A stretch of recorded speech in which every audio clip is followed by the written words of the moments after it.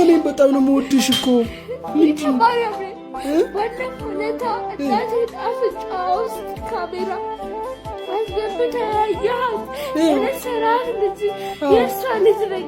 እኔ ቆንጆ እኔም እኮ በጣም ነው የምወድሽ። አሁን እኮ በቃ አልቋል።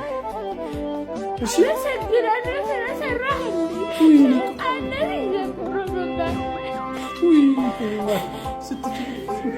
እኔ ቆንጆ በጣም ቴንኪው። እሺ አሁን ድነሻል፣ ምንም ነገር የለም አልቋል። እሺ እኔ ቆንጆ ከጨረስኩ በኋላ ሰርጀሪ ሁሉንም 303 ነው። ልምጣ?